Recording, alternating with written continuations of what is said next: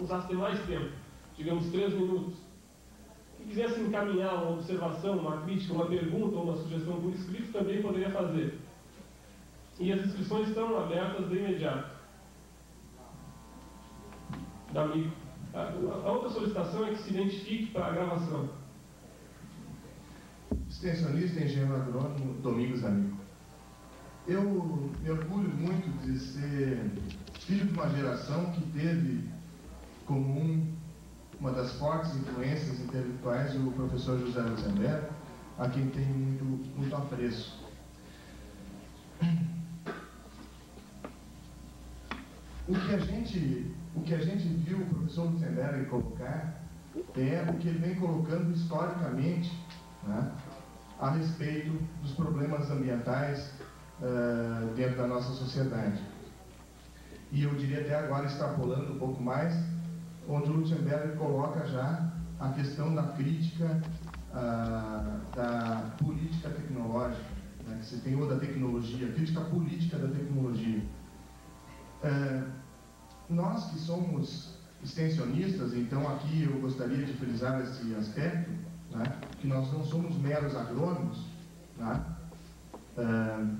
eu tento pelo menos ter um pouco de amor pelo aquilo que eu faço e considerar lindo e belo, né, a gente trabalhar com pessoas em que a gente pode com elas evoluir e aprender. Então eu sempre que escuto o Lutzenberg, o meu ego fica tremendamente reprimido e se fazendo uma autocrítica que eu penso que ser dos sábios, tá? Que tentam ver se são realmente, se tem algum valor. No meu trabalho extensionista, eu sempre procurei dialogar com os produtores, muitas vezes errei no meu início de atividade profissional, principalmente, mas ultimamente ele tem procurado melhorar. E então eu acho que, não quero dialogar muito, mas eu quero citar um exemplo citar um pensamento, em primeiro lugar, que é de que não basta nós sermos bem intencionados, nós devemos ter estratégia de ação. E eu acho que é isso o que todas as pessoas que procuram uma sociedade menos miserável, e aqui eu quero dizer menos miserável dentro daquilo que o Lutzenberg colocou, onde procura uma sociedade com maior justiça social, onde a ciência seja ciência, a tecnologia seja tecnologia, com justiça social, que não seja monopolista, que não seja atreladora e geradora de dependência. Enfim, todas as pessoas precisam ter em mente que existe uma miserabilidade institucionalizada. Miséria não se faça conotação à pobreza, né? Miséria não é cacife de quem é pobre. Ricos também o são. Então eu acho que todas as pessoas precisam, que lutam por uma sociedade melhor, precisam ter na sua prática de trabalho também uma prática democrática de participação da comunidade. O Lutzenberg há de convir que ele evoluiu muito nas explicações da sanidade, da saúde das plantas. Desde 74, 75 até hoje, se conhece bem mais, principalmente por Chaboissou, e eu já li o livro do Chaboissou, tirado no Xerox, em francês, meio difícil para mim. Então, a gente nota que a parte de explicação científica das novas teorias abre um leque de verdades a serem questionadas, de hipóteses e teses a serem comprovadas e com grande... E eu concordo com o Lutzenberg, em gênero e número, que é por aí a explicação mesmo. Eu tenho bastante experiência em hortigranjeiros também e poderia te falar bastante coisa a respeito de ácaros também, pulgões, né? Mas o que me preocupa é o seguinte: por exemplo, não podemos fazer análise das problemáticas agrícolas simplesmente sob o ponto de vista agronômico ou biológico ou ecológico. às vezes a sociedade não sabe o que o Lutzenberger sabe, ou o que o D'Amico, ou o que os agrônomos, os extensionistas sabem. Então ela deve ser informada e dada a ela a palavra para decidir. Quer dizer, o cientista também não pode impor a sua teoria ou a sua avenida de pensamento. Eu cito como exemplo, Lutz, a luta na discussão do campocito. Sim. Lá em Montenegro eu era extensionista por um ano, eu fui extensionista desse município, que é a capital da silvicultura do estado, e nós fizemos um dia de campo com 300 agricultores para exatamente discutir essa questão do campocito. Não quis dar uma de agrônomo sabichão, né, e dar sua opinião sobre o assunto. Então coloquei as pessoas mais bem informadas sobre o assunto, pessoas que estiveram na Argentina e tal, no caso Lutzenberger e o professor Porto. Os dois tiveram a oportunidade de falar perante 300 agricultores. Foi feito um trabalho de grupo onde 14 grupos disseram que achavam importante que o Estado do Rio Grande do Sul controlasse o cancro cítrico, que deveria tomar alguma medida sobre o assunto, que deveria se continuar a discussão sobre o assunto. Enfim, os agricultores disseram isso. Tá? Ninguém impôs a eles. Todas as pessoas que tinham fontes de informações diferentes foram colocadas na frente deles e tiveram iguais condições de debate. Ainda hoje, passados 2 anos, depois de uma carta feita de silvicultores e viveristas, o governo do estado ainda não colocou em prática nenhuma dessas medidas de controle. Se sabe que essa doença ela não tem a explicação ainda. A explicação científica, tá, eu vou terminar lá. Quer dizer, não tem explicação científica ainda ou plausível de um controle. O fato é que a nível mundial se controla essa doença. E de todo jeito os agricultores decidiram também.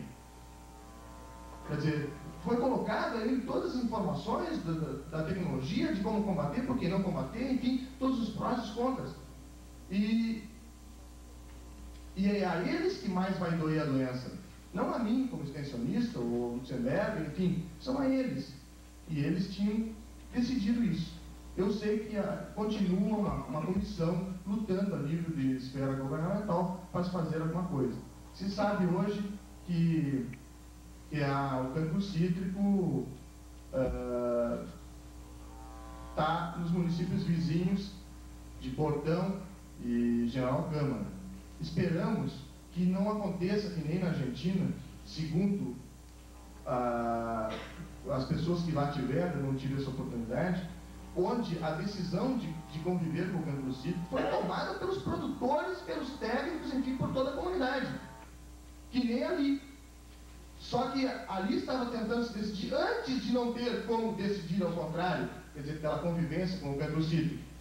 Quer dizer, eu acho que precisamos estar embasados cientificamente, termos coerência na análise, termos boa intenção, tá? Nós também precisamos ter estratégia e precisamos escutar a comunidade e que eles decidam, porque às vezes nós não temos condições de... Eu só queria então citar como exemplo, para não citar um exemplo agrícola, quer dizer, se uma planta sã não dá doença, ou é mais forte, mais resistente, eu até concordo em tese. Mas eu diria o seguinte: será que o conhecimento que nós temos sobre o vírus da AIDS, tá, me permitiria que eu publicamente assumisse um compromisso de que pessoas sadias pudessem se relacionar ou entrar em contato com situações de risco para a AIDS? Quer dizer, eu não quero, eu sei que isso é um assunto controvertido, mas quero colocar, quer dizer, seria a mesma situação. Então, vamos fornecer as informações das pessoas com a maior amplitude de conhecimento possível e vamos dar a elas condições de decidirem e tomar o seu posicionamento a respeito. Eu quero fazer um paralelo, então, com a situação do cancro cítrico. Então, eu acho que não basta nós sermos bem intencionados, precisamos ter estratégia de ação. Muito obrigado. É um depoimento, né, Danilo? Eu quero contestar isso em 3 palavras só. Então, olha, em primeiro lugar, quando tu dizes que os agricultores também pediram determinadas medidas, que eram, em parte, as medidas que o CANEC propunha, tu também deverias ter dito que aqueles agricultores foram amedrontados pelo CANEC, que fazia eles crer que ali vinha um perigo horrível para cima deles. Então é lógico, como ainda hoje muitos deles pensam isso. Mas se dissesse o contrário, né? O quê? Um disse que era um perigo horrível, e se dissesse que é o contrário. Eles decidiram se era perigo ou não. Sim, o que eu disse que a coisa não era tão grave assim, e tentei sempre fazer conhecer aquilo que aconteceu na Argentina, que muitas vezes não me deixavam, e os Porto da Vida inclusive mentiam sobre o que eles viram lá. Bom, mais um detalhe. Eles podiam ter questionado, então. Tá, mas no... Sim. Sim, mas o pessoal se criou toda uma atmosfera, não é? De medo, que ainda hoje existe. Tá? Mas já que tu usaste o exemplo do AIDS, muito bom. O que o CANEC fazia? Onde aparecia um sintoma desse negócio... Eu não estou defendendo o CANEC, eu estou falando de uma ideologia que está aqui, surgiu ali. Se nós fizéssemos hoje com o AIDS o que o CANEC fazia com o cancro cítrico, então Porto Alegre já tinha que receber uma bomba atômica, não é? Porque aqui tem gente com AIDS. Pronto, era isso, só contra isso que eu era. Eu não estava propondo nenhuma vez que se trouxesse cancro cítrico. O que eu estava dizendo é que não tinha sentido fazer aquela devastação, aquele vandalismo absurdo, deixar os agricultores na miséria, por causa de uma doença que não é nada no fundo. Tá? Bom, se parou com a devastação, não é? Onde é que está o cancro cítrico? Onde é que está o desastre para a nossa citricultura? Tem um pouquinho de cancro cítrico lá em Portão, tá? E daí? Acabou a citricultura? Acaso acabou? Onde é que está o grande estrago? De acordo com a teoria deles, nós não teríamos mais citricultura. Agora, se eles tivessem levado adiante a política que estavam levando, aí sim nós não teríamos mais citricultura no Estado. Soel.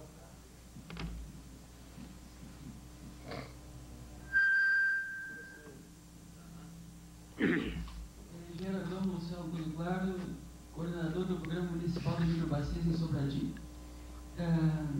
Eu não, como um entusiasta da agricultura ecológica, eu não poderia deixar de fazer pelo menos alguns comentários deste evento, onde inclusive está aqui o Seberg, meu grande amigo, e alguns jornais nós estivemos juntos, debatendo e tentando a gente então contribuir para a escalada ecológica. Eu queria dizer que eu acredito realmente na agricultura ecológica e que em alguns casos é até de certo modo fácil e em alguns casos, por outro lado, é bem mais complexo. Considerando o caso fácil, eu cito, por exemplo, alguns avanços que nós tivemos lá no nosso município e com relação à cultura da parreira, por exemplo. Em 82, os agricultores lá utilizavam uma carga muito grande de agrotóxicos para produzir a uva. Usavam ditame, miltoques, manzate, enfim, e um monte de aplicações. Aí nós começamos um trabalho com práticas ecológicas de solo, né, baseado em adubação verde, cobertura morta, poda correta, e complementando com produtos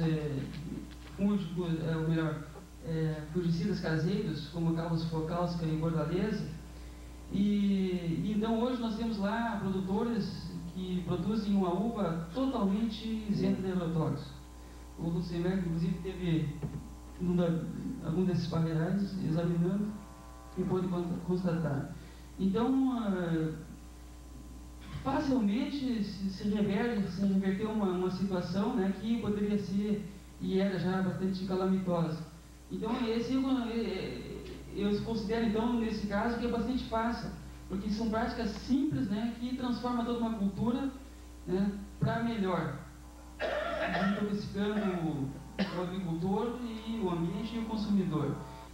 Cito agora o caso mais recente da cultura da maçã, que é muito difícil, né, cultivá-la em qualquer parte do estado, mesmo nas regiões mais frias, em função da grande quantidade de frio que ela precisa. Então nós iniciamos um trabalho em 82 com variedades rústicas, talvez alguns de vocês conheçam as variedades farroupilhas, e nós temos lá então os primeiros resultados já acontecendo de pequenos pomares produzindo maçãs, né, sem nenhum pingo de agrotóxico, inclusive sem aplicações na folhagem até agora, só com tratamento de inverno e manejo do solo. Inclusive, isso foi muito bem utilizado agora no seminário que tivemos essa semana lá. Enfim, temos tido, assim, apesar das dificuldades de tempo que a gente sempre enfrenta, o extensionismo sempre é exigido em um número muito grande de atividades, mas então o pouco do tempo que a gente dispõe para ir desenvolvendo alguns trabalhos paralelos para desenvolver a agricultura ecológica, nós então temos tido muitos avanços, que seria por demais longo citar aqui, mas o que faz a gente acreditar realmente nessa escalada ecológica, e que evidentemente tem uma série de fatores que poderiam contribuir para a velocidade, né, para uma maior velocidade dessa agricultura, que seria então, né, a própria indústria que deveria se adaptar a equipamentos que pudesse facilitar o exercício de algumas práticas ecológicas, e a própria pesquisa, como foi citado. Acredito que nos municípios, inclusive, deveria haver uma maior preocupação, né, das entidades como um todo, e aí a própria matéria, no sentido de direcionar mais tempo para que técnicos pudessem se dedicar mais na pesquisa ecológica a nível de município. Então seria isso, eu poderia, né, continuar, mas fazer mais.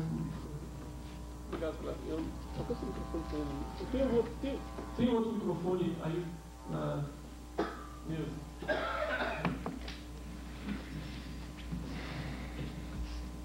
Eu vou me dirigir ao professor Lutzenberg. Pode se identificar, por favor, para a gravação. Em primeiro lugar, meu nome é Elias Terres Nunes, eu sou agente municipal do Escritório Municipal de Pelotas. Não estou, no momento, integrado com a parte agrícola e sim com a parte pecuária, mas, como eu vou abordar o assunto sob um ângulo um pouco diferente dos colegas que me antecederam, eu vou me limitar a fazer uma pergunta ao professor Lutzenberg. Bom, o colega Bressan disse que a extensão rural precisa se posicionar ante uma nova realidade. Seguramente, graças a essa facilidade de adaptação que sempre teve a extensão rural, em se posicionar ante as novas realidades, ela tem sobrevivido. E acredito que agora, não obstante a rapidez com que se processam as mudanças, a extensão rural novamente se posicionará numa situação que a permitirá sobreviver ante a essa nova realidade que se apresenta. E aproveitando também a dica do professor Lutzenberg, dizendo que foi extensionista, nós vamos dirigir a ele uma pergunta direta e objetiva. Considerando que as multinacionais sempre estiveram presentes junto ao agricultor, com equipamentos altamente sofisticados e emitindo mensagens sob pressão para o agricultor, mensagens essas que foram interiorizadas graças a essa pressão, e eu considero que a extensão rural irá ter, no momento, grandes dificuldades para fazer reverter essa situação, de fazer esse uso dos agrotóxicos reverter para uma agricultura biológica, uma agricultura natural. Então, eu perguntaria o seguinte: como um princípio ou dois, de uma maneira bem geral, que o professor Lutzenberg pudesse subsidiar a extensão rural, orientando como seria fazer que a extensão rural, com todas as dificuldades que ela tem, especialmente de recursos, poderia enfrentar essa situação ante as multinacionais. Olha, O fato é esse, isto é uma preocupação que vem de muito, porque eu participei há anos, há uma questão de anos, de um seminário em Santa Maria, e foi lançada uma questão de extensão rural ou extensão das multinacionais.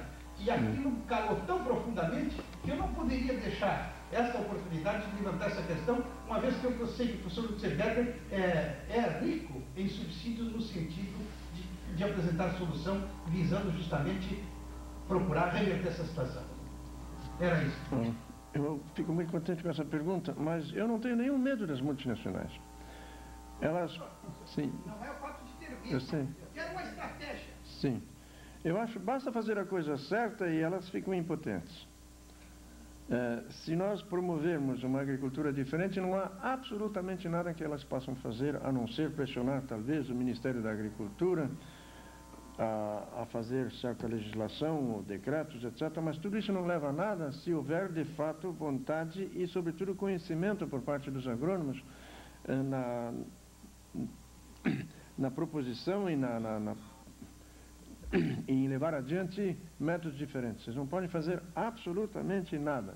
Aliás, está acontecendo uma coisa muito interessante nesse país, que eu me esqueci de mencionar na minha palestra há pouco.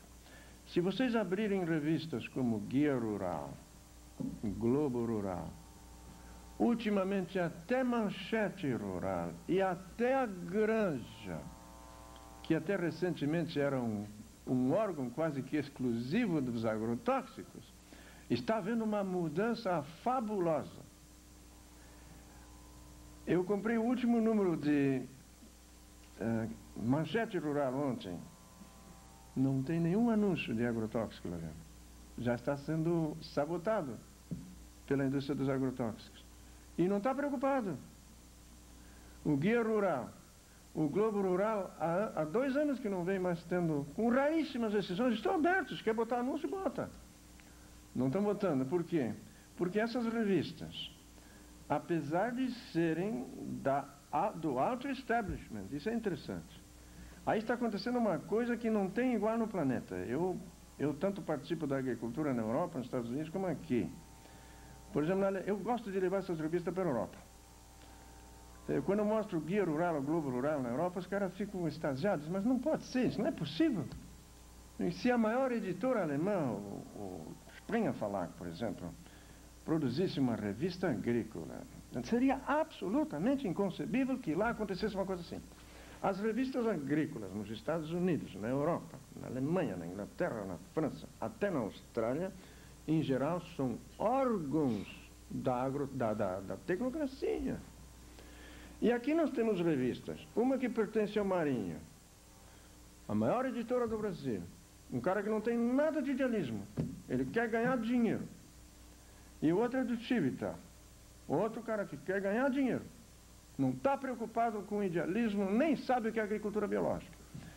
No entanto, se nós lermos essas revistas, e eu recomendo elas aos jovens agrônomos, tem que ler essas revistas. Infelizmente, muitos parece que ainda não se deram conta. Eu não quero dizer que elas estejam promovendo exclusivamente a agricultura biológica, mas elas estão promovendo uma linha nova. Elas estão promovendo uma tremenda experimentação. A última manchete, por exemplo, menciona esse fato de, em vez de usar herbicida, vamos usar ovelha. Esse tipo de coisa. Ora, a indústria química fica puta da vida com esses negócios. Não pode fazer nada. Não pode fazer nada. Então é continuar nesse caminho. A revista A Granja, em seus últimos números, está bem diferente. Deixou de ser um órgão de promoção de agrotóxicos. Ainda está bastante dentro do paradigma convencional, mas já está trazendo um mundo de coisa nova que antes teria sido inconcebível nessa revista. As coisas estão mudando.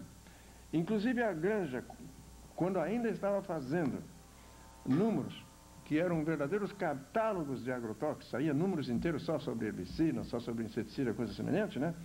Um dia me telefonaram pedindo uma entrevista minha. Eu disse, olha, eu não vou perder tempo com vocês, que esse tipo de coisa já me aconteceu muitas vezes, a gente perde uma tarde inteira, dá uma entrevista e não sai. E as coisas que eu vou dizer, vocês não vão imprimir, estou certo.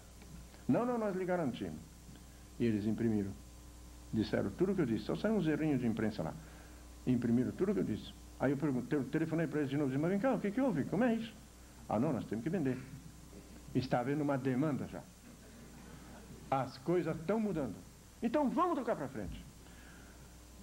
E não adianta mais a indústria química sabotar essas revistas, porque eles têm tantos outros anúncios. Também eu me lembro quando a Andef, isso faz quase 10 anos, a Andef uma vez me ameaçou de processo. Eu tinha visto um daqueles anúncios genéricos para agrotóxico deles, e chamei aquela coisa de ecopornografia. Aí eles me ameaçaram de processo, de difamação, calúnia calúnia, difamação e nem me lembro mais.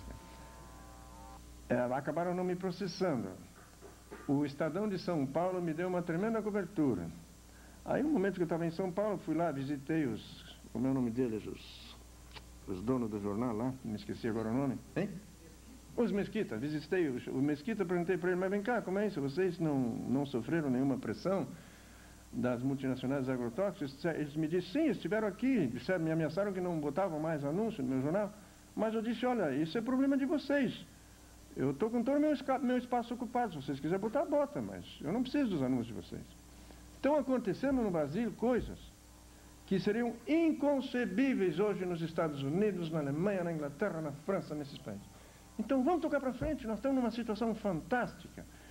Além disso, o Brasil é um país, infelizmente, por um lado nós temos tremendas devastações, quem olha pela janela do avião é de chorar.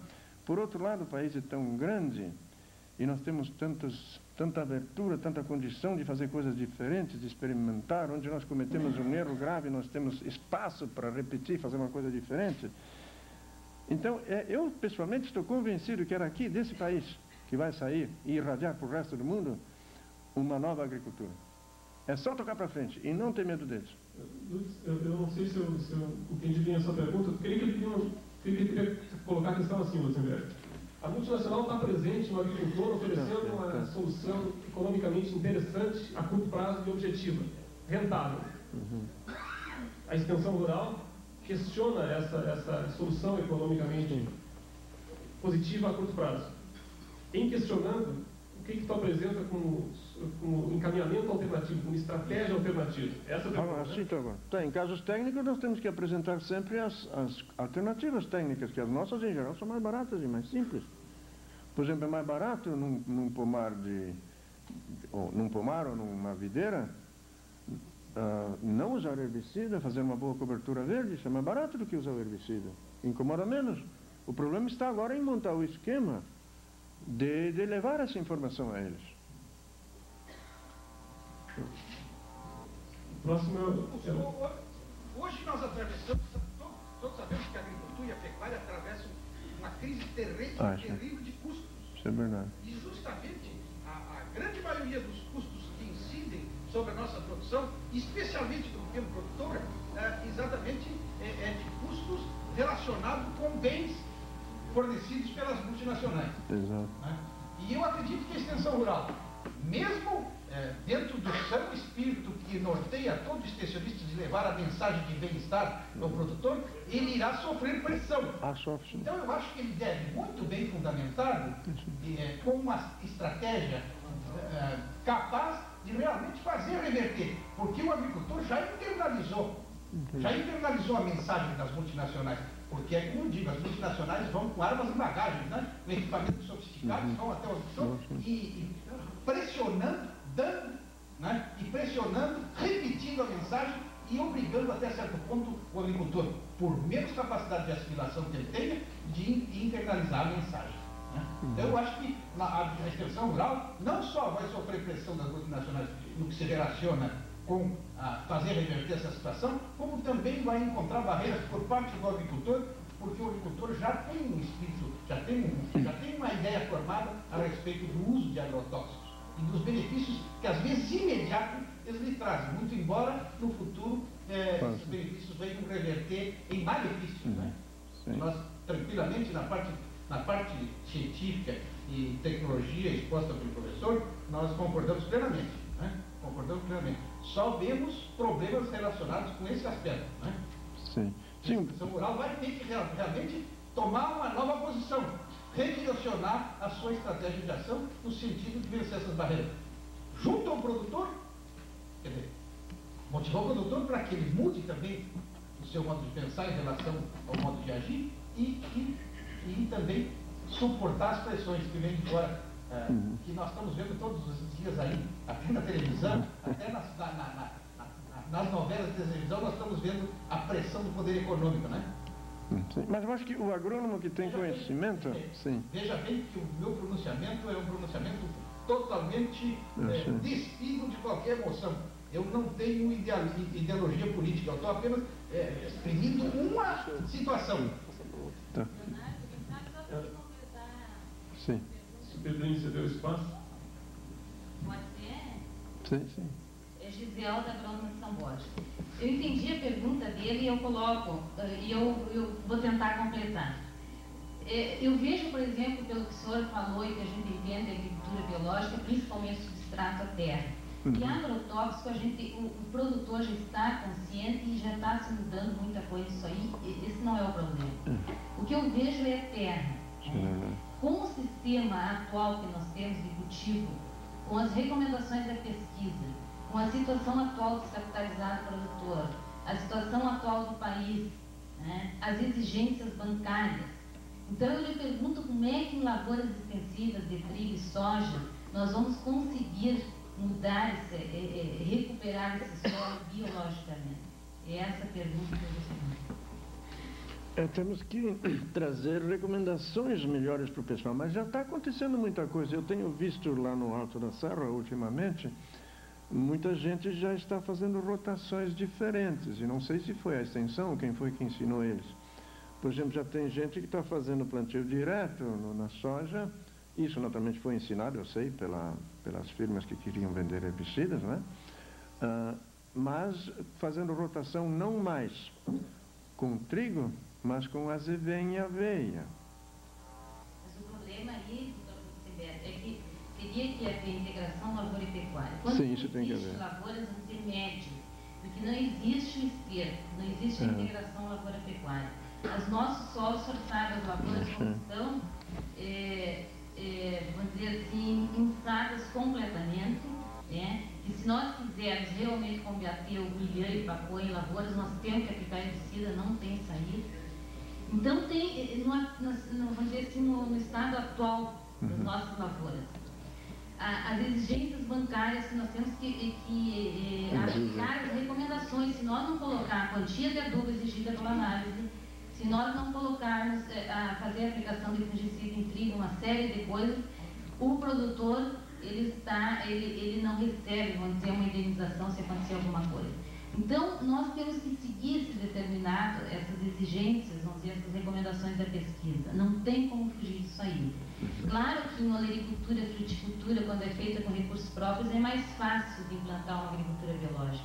Agora, em lavouras extensivas de trigo, soja, milho, arroz, isso aí é bem mais difícil, né? Então, a gente procura, na medida do possível, mas eu não vejo atualmente uma saída. Porque nós temos, economicamente, trigo e soja. E não temos outra cultura que dê um retorno imediato ao produtor, e é isso que ele quer. Porque, por exemplo, a agricultura biológica é mais idealista.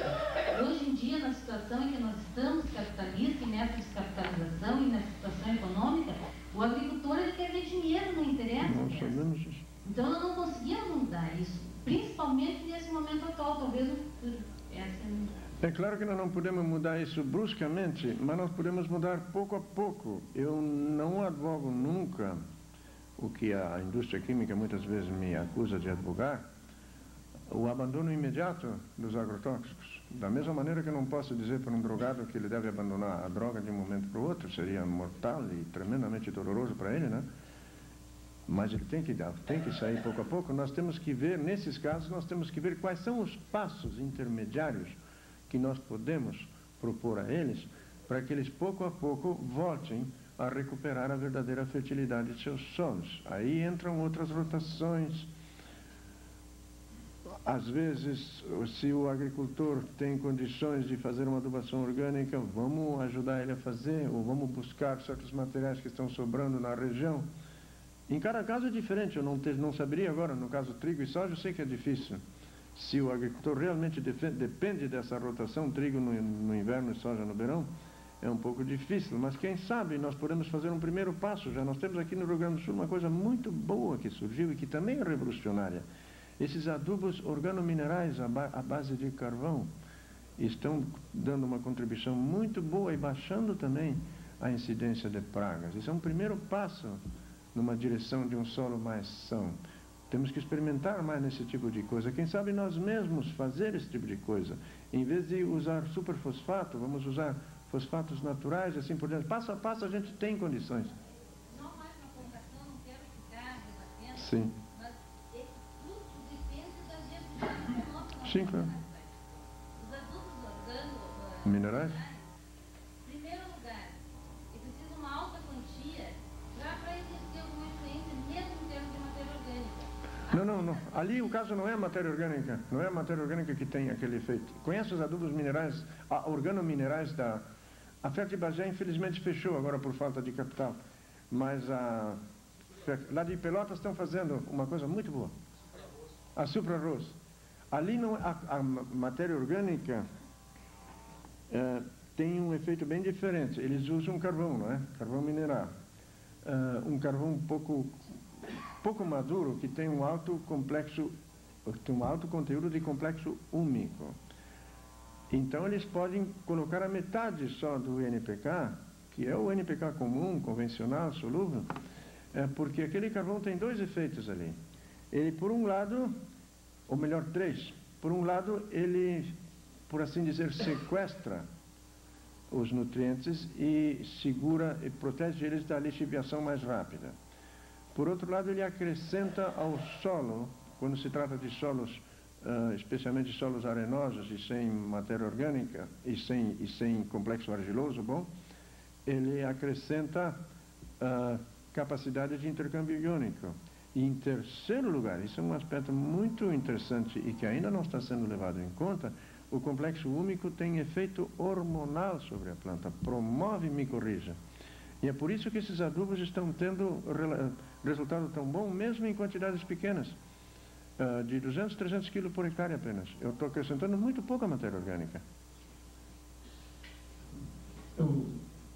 Jorge Pedrinho. Jorge Pedrinho, engenheiro agrônomo de Salvador do Sul. Eu gostaria de colocar o seguinte, que apesar do Lutzenberg não ser meu super-herói, também não sou fã dele, um outro rapaz ali.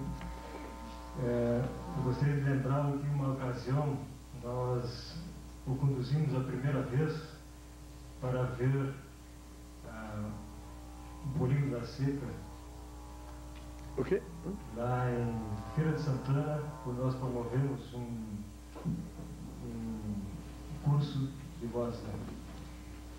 Eu me lembro bem que o Lutzenberg, quando desceu do carro, ele encontrou aquelas palmeiras, aquela caatinga, ele exultou e disse que ali existia muita vida, e é verdade. Aonde foi isso? Salvador do Sul. Santana, Bahia. Ah, na Bahia, estava comprando. Sim. Tá, e aí? Isso. Mas, dali, eu acho que o senhor já podia ter visto que existem muitos profissionais, agrônomos, veterinários, biólogos também, né, que são conscientes de tudo isso que o senhor falou hoje. Inclusive, eu acho que é muito oportuna a sua palestra, porque ela é boa para reflexão, principalmente a última parte. A primeira parte já está meio surrada para nós, e nós já avançamos, já estamos numa outra fase, nós vamos outra etapa. Inclusive, dentro da Emater, depois que eu entrei nela, faz 10 anos, eu encontrei muita gente que já estava disposta, há 10 anos atrás, a fazer as mudanças e estavam promovendo essas mudanças. O que aconteceu é que sempre os entraves ocorreram diante da própria sociedade, do próprio consumidor, que em determinados momentos, ele, na hora de fazer a sua seleção do seu alimento, ele escolhe os olhos e não o estômago, né? E também diante de outros profissionais que deveriam ter ligação dentro da área agronômica, como nutricionistas, médicos, dentistas e assim por diante, que também têm propriedades rurais e que, apesar disso, não adotam uma nova postura ecológica dentro das suas próprias propriedades. Por isso eu coloco o seguinte, eu acho que essa carga que o senhor está colocando em cima do agrônomo, em cima do médico veterinário, do biólogo, eu acho que é muito pesada, a responsabilidade é muito grande. Né? Colocando como se esses fossem os únicos responsáveis pelas mudanças, eu acho que não. Mas eu não disse isso, que nós somos... A forma como tem sido colocado até hoje, que eu tenho acompanhado suas palestras, está colocando justamente o profissional como sendo o elemento-chave. Eu acho que ele é, no momento que ele tem a tecnologia, que está assessorando o homem do campo. Mas a sociedade tem que exigir que o homem mude de postura através mudando seus próprios hábitos, né? E isso tem muito a ver com política, é uma postura política, né? E eu acho que talvez se o senhor direcionasse um pouco mais as suas palavras para professores, políticos e outras camadas, outros segmentos da sociedade, nós teríamos talvez um resultado mais rápido, mais ágil. Mas eu estou fazendo isso em outros círculos. Hoje nós falamos com agrônomo, por isso eu tenho que falar com agrônomo, mas eu falo inclusive para teólogos, mano. Isso é importante. Que eu acho que são os mais importantes dessa questão aí, sim. Eu queria mostrar que dentro da nossa classe, da classe extensionista, dos próprios profissionais liberais de outras empresas privadas, também existe muita gente que está disposta, mas que por problemas estruturais da própria conjuntura política estão de mãos amarradas, por enquanto ainda. Não, tu tem absolutamente razão. Eu procurei levantar aqueles aspectos que eu vejo que precisam ser mudados, mas eu não estou querendo acusar os agrônomos nesse sentido. Eu sei que em toda parte tem... Essa reunião aqui é consequência já dessa mudança, não é? Está acontecendo muita coisa. E se essa coisa está acontecendo, inclusive, como eu disse há pouco, em revistas agrícolas que não são de pequenos grupos alternativos, então realmente está acontecendo coisa importante nesse país. E nós temos... Uma das coisas que eu tenho dito sempre lá fora, que no Brasil nós temos, eu não sei que porcentagem, mas temos uma maioria entre nossos agrônomos que estão preocupados e estão procurando caminhos novos, coisa que não acontece hoje na maioria dos países europeus. Se eu converso com um agrônomo alemão, americano, britânico, a grande maioria estão 100% dentro do paradigma convencional, não querem discussão. E aqui no Brasil a gente vê em toda parte os agrônomos politizados. Isso é uma situação nova, completamente nova. Te dou razão 100% sim, só que nós precisamos mais disso. Colega, quando eu não pego o microfone, eu queria lembrar que a biblioteca organizou uma exposição do material que nós temos relativo ao tema. Vai ficar permanente pelo menos uma semana. Técnico agrícola da Matéria do Sul e Gomes do Master. Não, é o seguinte, professor, nós gostaríamos de trazer aqui uma preocupação que tem sido um problema muito sério para os nossos produtores de pêssego da nossa região, que é uma doença, a podridão parda, em que os produtores, eles relacionam muito essa doença com a aplicação de adubo nitrogenado. Então, eu tenho participado de muitas reuniões técnicas com os órgãos de pesquisa e sempre os produtores levantam essa questão. E os órgãos de pesquisa oficial terminantemente têm se negado a abordar essa questão. E hoje eu desconhecia essa exposição que o senhor fez a respeito dos aminoácidos e nós realmente chegamos à conclusão que essa preocupação do nosso produtor não é tão absurda assim como parece à primeira vista. E nós gostaríamos de deixar registrado essa preocupação dos nossos produtores e, se possível, se a gente pudesse, num futuro próximo, obter algum subsídio a respeito disso, nós gostaríamos imensamente, porque realmente é muito difícil ocorrer uma reunião entre pesquisadores, extensionistas e produtor, que esse assunto não seja levantado. É porque eles estão argumentando dentro daquele paradigma convencional. O fitopatologista convencional não leva em conta a nutrição da planta, como o edafólogo, por sua vez, não leva em conta os efeitos que o tratamento do solo faz na fitossanidade, assim por diante. É aquele pensamento de gaveta. Mas os agricultores, em geral, são bons observadores, não é? Se eles dizem que a coisa está relacionada com nitrogênio, é porque eles notaram que quanto mais nitrogênio usam, mais podridão parda eles têm, não é? Eu já propus uma vez lá em Pelotas, lá temos 3, 4 fábricas de conservas, não é? Cada vez que eu vou a Pelotas, eu vou naquele lugar ali perto da barragem, onde tem aquela barragem de água para a cidade, né? Onde está o efluente das fábricas de conserva. E lá tem um cano gigante de quase 1 metro de diâmetro, e ali sai um efluente que tem mais carga orgânica do que o esgoto de uma cidade de quase de 1 milhão de habitantes. E eu já propus várias vezes, fiz reuniões até com o Rotary lá, disse, vem cá, vamos montar uma estação de tratamento, pode até ser convencional, e vamos recuperar esse lodo. A alta carga orgânica lá são os resíduos das fábricas de conserva, não é? As mesmas fábricas de conserva teriam um instrumento para ajudar a salvar os piscicultores, né? Mas vai tudo para dentro do rio, para Santa Bárbara. Ali se poderia fazer uma linda fábrica de adubo orgânico, ou de lodo orgânico, simplesmente através de biodigestores, e levar de volta para os pecegais, e as fábricas teriam futuro. Assim como as próprias fábricas não vão ter futuro, porque o pêssego vai se acabar, do jeito que está, não é? Mas esse tipo de coisa não pega. A Embrapa não quer saber desse tipo de raciocínio, tá? Porque isso não está dentro do paradigma convencional. Os engenheiros sanitaristas não estão preocupados com a recuperação de resíduos, estão preocupados com fazer desaparecer essas coisas. Então nós precisamos de um pensamento novo. Por isso eu insisti há pouco que os agrônomos, menos os da pesquisa, mas vocês, os da extensão, deviam de olhar essas coisas mais de perto e ver os tipos de soluções que se pode bolar. Tá? Eu não quero dizer agora que tratar aquelas fábricas e fazer ali um adubo orgânico seria a solução definitiva, mas é um passo para frente. O que os fruticultores poderiam fazer é criar algumas vacas ou porco e fazer uns biodigestores bons. Vocês vão ter um pêssego bem diferente. Inclusive o biofertilizante, se ele for bem maduro, aplicado na folha, aí pode fazer soluções bem finas, bem diluídas, 1 para 200, 1 para 300, tem um efeito fabuloso sobre a fitossanidade.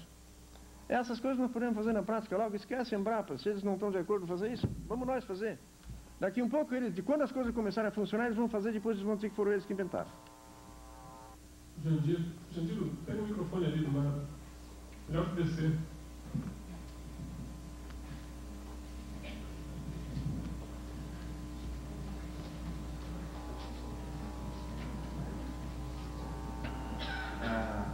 Sou Jandiro Esteves, assistente técnico regional de horticultura na área da Grande Porto Alegre, né? Eu tenho me dedicado quase que a minha vida à olericultura, principalmente. Eu tenho algumas interrogações. Né? Eu tenho que, para se produzir hortigranjeiro, em determinadas épocas do ano é bem fácil até, sem o uso de agrotóxico. Principalmente nessa época agora que nós estamos vivendo, onde a temperatura é baixa, né? E a praga, o desenvolvimento, a população de pragas também é baixa. Então o nível de dano é muito baixo. Então não há necessidade de usar agrotóxico. Mas agora, quando a gente enfrenta situações difíceis, por exemplo, temperatura alta, né? Principalmente umidade relativa também alta, seria mais a temperatura no verão, por exemplo. Algumas pragas, elas causam danos às plantas praticamente irreversíveis. No caso das solanáceas, principalmente tomate e pimentão, especificamente as pragas que causam danos que dificilmente a gente controla com outros meios, a não ser com agrotóxico. Poderia citar aí o trips e o pulgão, principalmente o trips. Eu já tenho assistido algumas, várias lavouras que foram praticamente dizimadas na sua totalidade com um ataque de trips, né? Principalmente no caso do tomateiro, que causa uma virose chamada vira-cabeça. Então, é uma pergunta que eu faço: como que a gente poderia controlar o trips e o pulgão, principalmente, que causam virose nas solanáceas, principalmente, sem o uso de agrotóxicos, por exemplo, numa época que a população é extremamente alta. Temos também outros exemplos, da vaquinha, né, da diabrótica especiosa, que no verão a população ela é astronomicamente alta e causa danos significativos. Por exemplo, plantio do melão em janeiro, por exemplo. É quase que impossível se plantar melão em janeiro, fazer a semeadura sem o uso de agrotóxicos. A gente sabe que tem medidas aí, como o uso do taiuiá, pela difusão que foi feita aí, quase que acabaram com o taiuiá, porque não estavam só usando e não estavam cultivando, plantando essa cultura, porque a gente usa a raiz do taiuiá, né, para controle da vaquinha, né? Então, eu sinceramente eu tenho feito várias tentativas para tentar cultivar principalmente solanáceas em épocas desfavoráveis, não tem época favorável, né? São outras, certo? Aí é outra conversa. Então eu gostaria que professor... Mas então eu faço uma contra-pergunta. Como é que vocês adubam as hortaliças? Bom, a adubação é feita com adubo químico e orgânico, né? Sim. Quer dizer, em época favorável, se aduba, se usa esse tipo de adubação, e nós não temos tido problema de pragas, por exemplo. Sim. Nessa época agora, por exemplo, plantar cenoura, beterraba e outras, couve. Assim mesmo eu gostaria de saber que tipos de adubo vocês estão usando, tanto minerais como orgânicos, em que quantidades e como. São os adubos, esses conhecidos, que o mercado tem à disposição. Sim. São adubos altamente solúveis. Tá. Que quantidade e como aplicam? Que quantidade? São bastante altos. Um punhado dentro de cada cova? Um punhado dentro de... Não, é distribuído em todo o solo e incorporado com enxada rotativa. É um esquema normal que todos os produtores usam aí. Vocês usam muito esterco de galinha? Usa esterco de galinha. Fresco? Fresco, um certo tempo de decomposição, principalmente esterco puro, né, de galinha poedeira, que já tem... E quantos quilos por hectare vocês aplicam disso? Normalmente o que se usa aí é em torno de 20 metros cúbicos a 30 metros cúbicos por hectare de estrume. Tu sabe o que significa isso? 20 metros cúbicos de esterco de galinha de poedeira por hectare? Isso é quase como tu botar 1000 quilos de ureia por hectare. Isso é uma loucura isso. Por isso que vocês têm praga. Não, mas como é que nós não temos praga agora, por exemplo? É claro, a praga não depende só de um fator, não é? As hortaliças são quase todas plantas que são de origem de clima mais frio, não é? Europeu. Então elas se sentem melhor no inverno. Agora, se no verão, além disso, além do pequeno desequilíbrio climático para elas ainda recebem uma adubação assim desequilibrada, quando eu vejo que o pessoal faz nos moranguinhos, por exemplo, que eles chegam a colocar entre cada 4 plantas um punhado assim, ou seja, quase 50 gramas de ureia pura dentro do solo, claro. Quando eu vejo aplicar essas quantidades de esterco de galinha, isso é horrível. Ainda se fosse de franguinho, que tem a maravilha, não é? Mas o de poedeira é quase puro esterco de galinha. Mas puro curtido, né? Mas aquilo é pura proteína, aquilo quase. E quanto tempo curtido? Curtido quanto tempo? Está umificado? Curtido 6 meses, por exemplo. Ele está umificado? Está umificado? Ou ele teve muito seco? Curtido como? Num galpão? Sim. Não fermentou realmente? É o esquema que o pessoal usa. Pois é, o que eu tenho visto até hoje de aplicação de esterco de galinha, quase tudo foi pernicioso da maneira como fazem. Eu usaria um esterco de galinha de poedeira, eu usaria aquilo para enriquecer um composto de palha antes de usar. Por exemplo, para cada 100, 200 quilos de palha, eu poria 1 ou 2 quilos desse esterco para fazer uma boa umificação e usar depois um humus maduro. Tá? Vocês estão fazendo com a matéria orgânica, o que eu disse ali, dá para cometer erros muito graves com a matéria orgânica, tão graves ou mais graves quanto com a química. E o esterco de galinha é uma coisa extremamente rica em nitrogênio. Nitrogênio de ação imediata na planta. E amoniacal ainda por cima. E vocês estão botando dinheiro fora dessa maneira. Com esse mesmo adubo, poderia fazer uma coisa, poderia usar 10 vezes mais. A produtividade tem sido alta, mas com o uso de agrotóxicos. Né? Sim, mas vocês poderiam... Tem também a qualidade entre aspas, né? Que eu já sei, que é usando agrotóxico e essa carga de adubos, né? De estrume de galinha, a qualidade é muito boa para quem vai comprar. O aspecto é bom, né? Mas provavelmente o produto tem... Mas nós podemos obter qualidade e quantidade com muito menos esterco. Sim. Mas fundamental, analisem bem os métodos de adubação. Talvez, se eu tiver tempo, vou lá um dia conversar com vocês. Me telefona.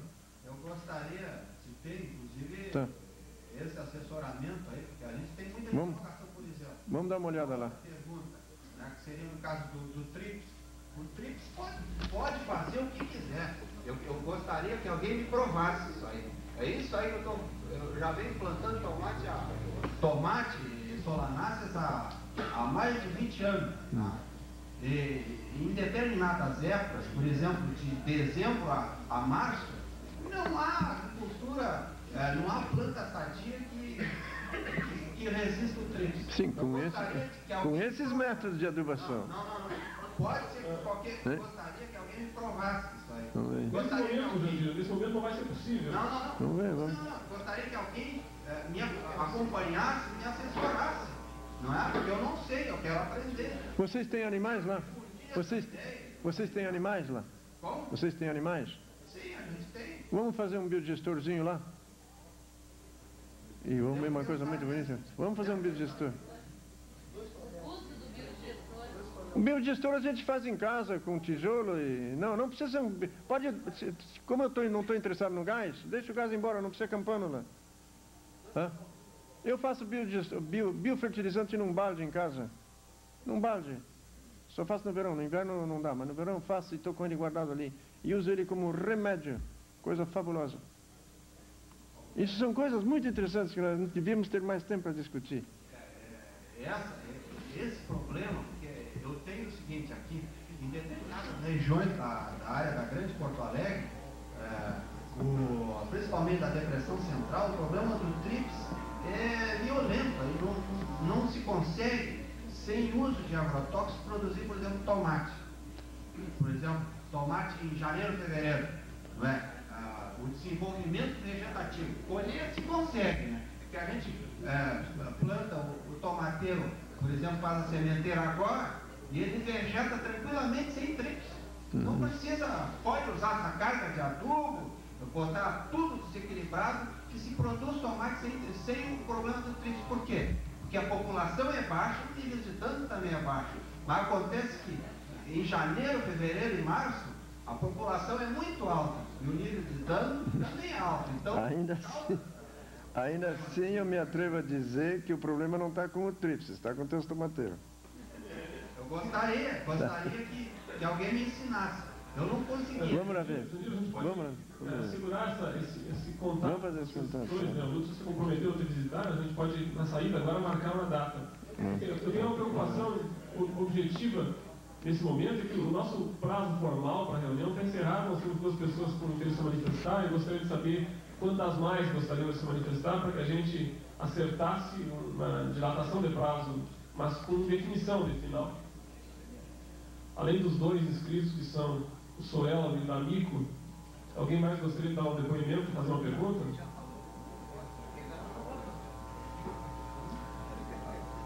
Então são o Soela e o D'Amico, a ordem inversa. Primeiro é o D'Amico, depois o Soela. A gente daria mais cerca de 10 minutos para a reunião. Sim, naturalmente. Eu só queria complementar a colocação. Seriam 2 depoimentos? Pode fazer sim. Breve, né, Dani? Eu só queria dizer que a gente vê que precisa realmente uma estratégia de ação. Certamente essa penetração que as revistas estão tendo é por causa do público urbano.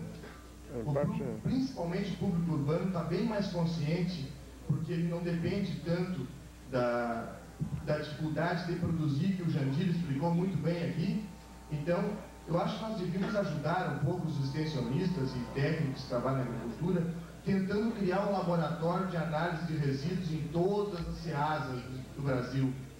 Porque aí nós teríamos espaço para questionarmos, então, a qualidade biológica do alimento que está sendo vendido, e aí sim, o Jandir tem estímulo, o D'Amico e todos os agrônomos, de então gerarem uma tecnologia, ou a Embrapa, ou nós, uma tecnologia que vai ser realmente usada. Porque o que ocorre hoje é que, ficando ao bel prazer do idealismo de cada produtor, não existe idealismo que resista à antieconomicidade de uma produção. Tá? Não existe. Quer dizer, o produtor tem seu filho que precisa ter um salário razoável para poder competir com a indústria, para poder se continuar agricultor. Então, quando nós implantamos alguma coisa, deveria ser uma coisa que fosse comum a todos os produtores, um laboratório de análise em que todos os produtos hortigranjeiros estivessem submetidos ao crivo. Isso seria uma estratégia de ação para nós chegarmos à agricultura ecológica, uma agricultura mais sadia. Claro. Sim, sem dúvida. Sebastião não se manifestou ainda, claro, passamos para ele. Onde é que está, Sebastião? Um depoimento, Sebastião? Não, uma resposta. Sebastião Pinheiro, Ministério da Agricultura. Se nós pensarmos em colocar laboratórios para análise de resíduos de pesticida em alimentos, nós vamos ter um pequeno problema. Se nós formos analisar toda a produção, não haverá o que comer.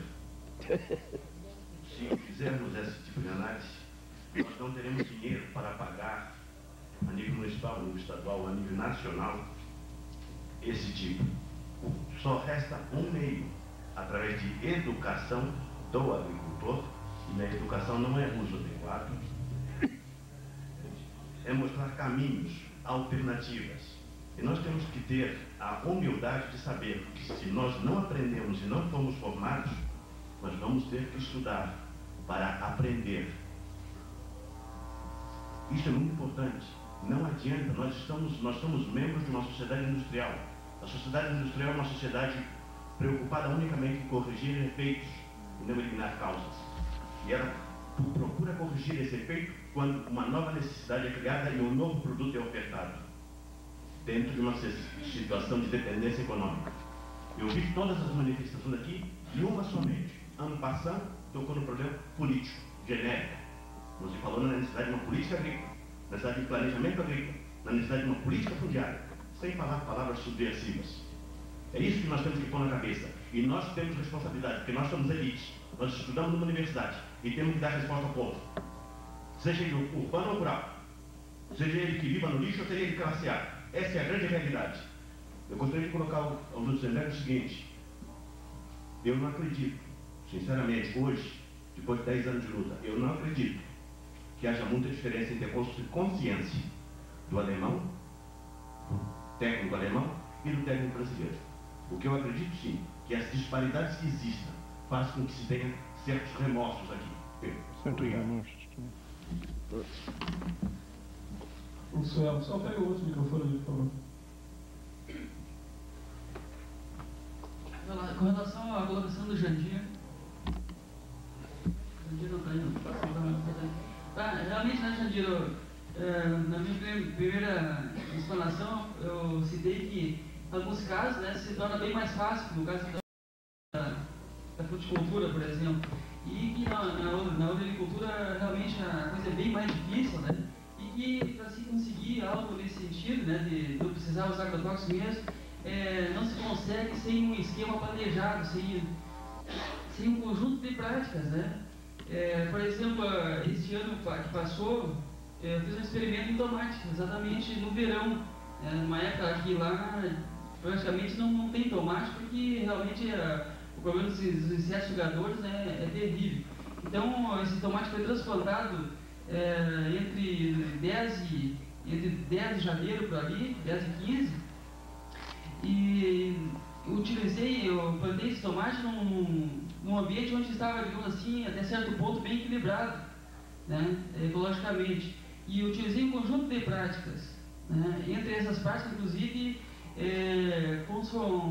consorciação de culturas, né. Eu tinha bastante, eu consorciei soja, tá, nas bordaduras, inclusive nas linhas também, e depois podei, quando estava a uma certa altura para não competir, foi usado bastante abóboras, né, abobrinhas, isso e girassol também nas bordaduras para atrair, né, esses sugadores e outros insetos. E também foi usado como no solo, né, adubo orgânico, tá, orgânico mineral. As melhores respostas foram obtidas com orgânico mineral, inclusive era o Fete Bagé, no Brasil, e com biofertilizante. Mas principalmente quando combinados, né, quando eles combinados com, por exemplo, o NPK. Tá? A resposta melhor que eu obtive isoladamente foi com o orgânico mineral, sozinho, 50 gramas por pé, né, foi a melhor resposta. Houve inclusive surpresa, que veio em conta que tu falaste lá antes, da teoria, né, eu usei um composto orgânico, né, que parecia que era uma beleza, assim, estava extremamente curtido, mas as plantas não conseguiram nem produzir, encheu de virose, né? Então possivelmente ela estava desequilibrada, né, na sua biologia ali, né? Então eu usei a bordaleza também, quer dizer que foi possível obter digamos assim, uma boa produção de tomate, mas aonde houve todo um conjunto de práticas, né, que evidentemente numa área extensiva, numa área maior, né, as dificuldades aumentam, né? Mas sem isso aí realmente, né, sem esse conjunto de práticas, realmente fica muito difícil. Tem que haver um equilíbrio total, né, no ambiente, começando pelo solo, tem que estar equilibrado. E se considerar, por exemplo, que eu não citei normalmente quantidades de adubo orgânico curtido o suficiente, né, tem que se partir para duas partes que são obrigatórias, né, no momento então. Seria a adubação verde, né, integrada com a rotação de cultura, né. Inclusive, já aproveitando aquela dificuldade que colocaste, né, para produzir em grandes áreas, né, tu colocaste muito bem que o problema principal é o solo. Realmente, o solo é o principal problema, né. Então, como também os estercos são escassos para grandes áreas, a única alternativa mais viável que nos resta é jogar com a adubação verde, né, de inverno e de verão, integrada, né, com a rotação de cultura, então essa rotação aí tem que ser adaptada a cada município, tem que ser estudada em cada município, em cada local. Não adianta estudar aqui, porque pode no outro município a 100 km, a 200 já não dá certo, porque aquela ocupação verde não fecha, né? Então é um processo lento, né? Nós começamos lá em Sobradinho, inclusive, já o sistema que eu denominei de Cisterag, onde a gente integra lá, né, 5 testes com as culturas principais do município, né, com adubação verde de inverno e de verão, onde então se começou com alguns produtores, né, que estão dispostos a inovar, a contribuir nisso, e ter obtido alguns resultados, e só depois que nós tivermos realmente resultados palpáveis, concretos, né, exemplos vivos em relação a essas práticas, é que um grupo maior vai adotar. Quer dizer que é um trabalho, digamos assim, viável, né, pessoal? Existe assim, eu acredito muito, mas tem que ter cautela, nós não vamos transformar de uma hora para outra, aí tem que ser de município a município. Aí então a importância que o Senhor disse, cada um de nós temos que ser um órgão de pesquisa. Não adianta a pesquisa fazer uma pesquisa global, pode contribuir alguma coisa, mas nós sempre vamos ter que continuar testando lá no local. Então cada um de nós temos que ser pesquisadores, mas principalmente persistentes. Se não houver persistência, nós vamos levar mais 100 anos e não avançamos nada. Tá bom, claro. Exatamente. E aí seria necessário isso também, o empírico.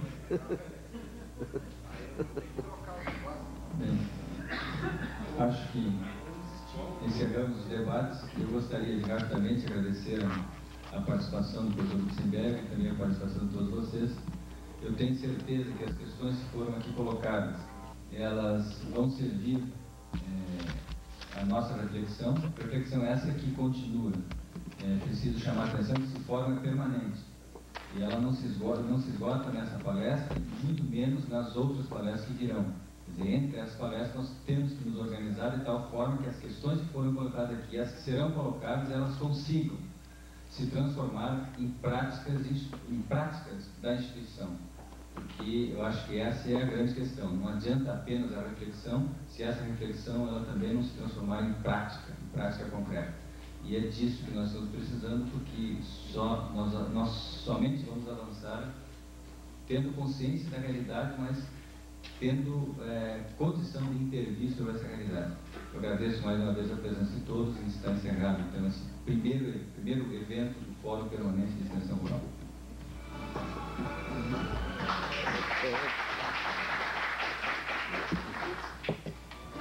Então, nós temos a nossa biblioteca, a área. Acho que alguma sugestão, a direção está meia. Nós temos um momento. Tudo bem. Eu tenho 2 minutos todos para a gente gravar a entrevista rápida para o nosso programa de rádio. Sentado aqui para pensar. Seja bom? Baixar?